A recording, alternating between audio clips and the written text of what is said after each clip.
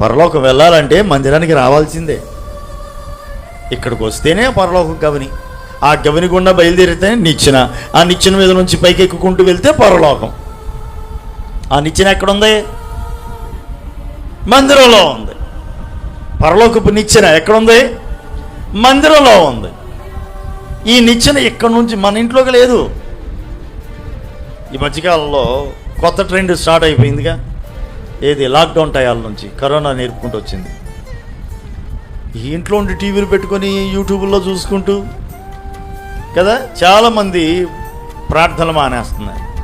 మందిరాలకు రావడం చాలా తగ్గిపోయింది. ఎందుకు తగ్గిపోయింది? ఫస్ట్ కంటే మేము యూట్యూబ్ ఫాలో అవుతున్నామండి. ఏం ఫాలో అవుతున్నారట? యూట్యూబ్ ఫాలో అవుతున్నారట. యూట్యూబ్ ఫాలో అవ్వచ్చేమో, కానీ దేవుని మందిరాన్ని కదా మనం ఫాలో అవ్వాల్సింది, వెంబడించాల్సింది దేవుని సన్నిధిని. మనం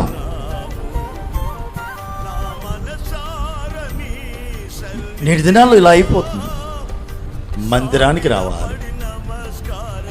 బేతేలులో ఏముంది? దేవుని ఇల్లు ఉంది, దేవుని మందిరము ఉన్నది. ఆ దేవుని మందిరమే పరలోకపు గవిని. మీరు గమనించండి, ప్రార్థన ఎక్కడ నేర్చుకుంటాం మనం? మందిరంలోనే.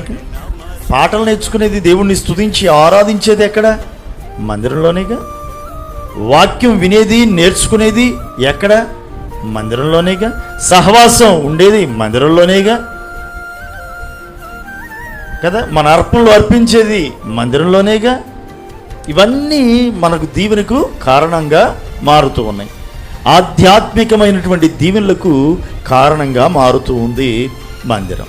ఇక్కడ నేర్చుకున్నటువంటి ఈ భక్తి, భయము, పరిశుద్ధత, విశ్వాసము, నిరీక్షణ, దేవుని రాకడ కొరకైన ఎదురు చూపు, ఇవన్నీ కూడా మళ్ళీ ఏం చేస్తున్నాయి తెలుసా? పరలోకానికి తీసుకెళ్తున్నాయి. అంతేనా? పరలోకానికి వెళ్ళుటలో మొదటి మెట్టు మందిరమే. అది చిన్న మందిరమా, పెద్ద మందిరమా, 5 ఎకరాల 100 ఎకరాల మందిరమా, లేకపోతే సెంటులో ఉందా, అరసెంట్లో ఉందా, అది కాదు లెక్క. దేవుని మందిరం. Praise the lord. అంతే.